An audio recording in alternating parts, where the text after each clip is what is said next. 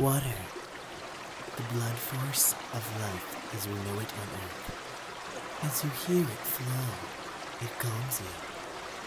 Are you calm? I sure am. Do you know what this sound is? It's you. You are water. I water. You water. He, she, we water. The study of watology. Water. A soliloquy written by Luis Santiago. Okay, for real though. Water is extremely important, not only for us directly, for drinking, bathing, etc., but is also used in the production of almost everything we consume. Plastics, medicine, electronics, and especially the food that we eat every day. For something so heavily involved in modern economic production, we as average citizens still seem to be underinformed on its full impact. So, let's go back. Water development first began in California during the gold rush in the mid-1800s. At that time, streams still ran uncontrolled. Miners built hundreds of miles of flumes and ditches to divert water so it could be used to sluice out precious gold. Once the highly sought-after metal seemed to be all gone, many frustrated miners turned to agriculture instead, creating the demand for new irrigation systems connected to California's brimming aquifers. As the 20th century rolled along, water development boomed. Besides some local systems that were already constructed near the metropolitan cities of San Francisco and Los Angeles, the concept of statewide water development project was first raised in 1919. This plan consisted of transporting water from the Sacramento River system all the way to the Tehachapi Mountains into Southern California. Yes, we've been trying to steal water from Northern California for 100 years now. In 1933, the project was authorized through the Central Valley Act and everything seemed great, except for the fact that the Great Depression hit and everything went down in shambles. When the second so-called gold rush hit after World War II, people began to flock to California for its glitz and glamour, causing populations to skyrocket. This alerted local water officials to the fact that their local water supplies just wouldn't cut it, and the development plans for the Central Valley were reinstated. Understandably, Northern California was not thrilled about half of the entire state tapping into their own precious water reserves. So for 15 years, the rigid dichotomy between Northern and Southern waged on, until a narrow vote on the 1960 ballot settled the score, passing Proposition 1, the Burns-Potter Act, and commencing the construction of the largest state-built water power development and distribution system, forever changing the face and the future of once virgin land. California has been called the most hydraulically altered landmass on the planet, and it is true. Swampy marshes have given way to landfills for urban development. Wetlands have been converted to farmland, which around 62% of water is dedicated. The fundamental controversy in California is one of distribution, as conflicts between competing interests continue to be exacerbated by continued population growth and periods of drought. Besides satisfying the needs of this growing population, demands for more water also come from the agricultural industry, business, manufacturers, and developers. Despite California's complicated and immense past with droughts, the 4-year period between fall 2011 and fall 2015 was the driest since record-keeping began in 1895, 2014 and 2015 being the two hottest.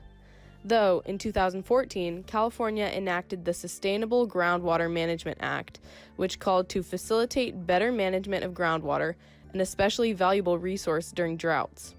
Despite the geographic and hydrologic challenges, California has more irrigated acreage of dams, reservoirs, aqueducts, and canals than any other state, thanks to the massive water projects such as those enacted by the Burns-Potter Act.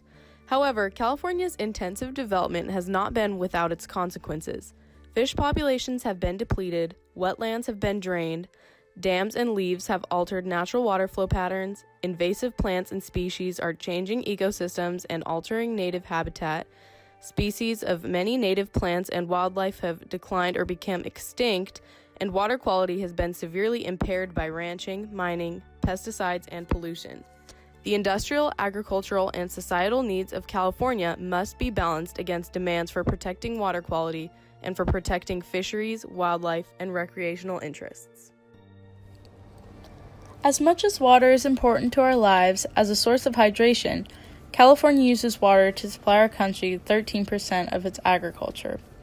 California's $47 billion agricultural industry has led the nation in farm production every year since 1946. Though the 400 crops grown in California depend on the availability of water. The California Department of Water Resources and the United States Bureau of Reclamation began storing water and delivering it to farms and cities in the early 20th century. This large-scale development of water is what has allowed California to become a national and world leader in agriculture. Though the state's growing population and tightening environmental regulations have placed greater stress on the state's existing water supply, compromising agricultural productivity and increasing procurement costs. This creates new portfolio risks for investors and operational, regulatory, and reputational risks for companies and agricultural businesses. But it also creates new opportunities. Most notably, consumers' demand for food that is sustainably sourced is on the rise, such as crops grown through drip irrigation, which is creating new opportunities for innovation and distribution in our current food systems. During an average water supply year, California farmers and ranchers supply 31.6 million acre-feet of water to grow their crops. While per capita water usage is down 54 gallons from what was consumed in 1995, 95% of the water that enters our houses leaves down the drain. California needs to continue water conservation. Our groundwater basins are still at or near all-time lows. Directly due to the rapid agricultural drainage of groundwater from our aquifers, subsidence is occurring in the San Joaquin Valley at a rate of 2 feet of elevation loss a year. Thankfully, lawmakers have taken action. Civilians can be fined up to $500 a day for washing their cars, watering their lawns, and hosing down sidewalks during droughts. And as much as it might suck to have to pay for a car wash, have a brown lawn, and have dirty sidewalks. I'm sorry, but the whole concept of hosing down sidewalks is f***ing stupid. It's stupid! We need to conserve, whether that's through permeable concrete, rain gardens, desalination plants, or just reducing our overconsumption. Though, the solutions to California's water problems aren't that simple. Take desalination plants as an example. In California, there are just 5 active ocean desalination plants that provide less than 1% of the state's drinking water. The largest, by far, is a $1 billion plant on the coast of Carlsbad, 35 miles north of San Diego, that opened in 2015. Despite being America's largest seawater desalination plant, the $1 billion facility produces only 50 million gallons of drinking water, roughly 8% of San Diego County's water supply. But the cost is high, from upwards of $2,000 an acre-foot, double what is paid for the same amount of water from the Colorado River or other sources. In conclusion, as we move forward further into the 21st century, it is crucial that we better manage our dwindling water supply. While we all superficially believe in this goal, individuals still find it difficult to sacrifice minimal amounts of their personal comfortability for environmental security. While opportunity costs of rationing our water supply might exist, the alternatives are much worse, as seen on this graph. In all reality, we're getting desperate. While Californians don't have the highest water bills, residents are still struggling to keep up and bills are expected to rise as our condition worsens, despite all the infrastructure and resources put into our golden state. According to the 2018 U.S. Climate Report, global warming has caused sea level rise to exceed theoretics. Our coastlines are shrinking, which will further condense our populations and further strain our water supply. Michael Burry, the man who made more money off the 2008 housing crisis than all of us combined will likely ever see in our lives, is now investing in water, claiming that it will be the next largest crash our society will face.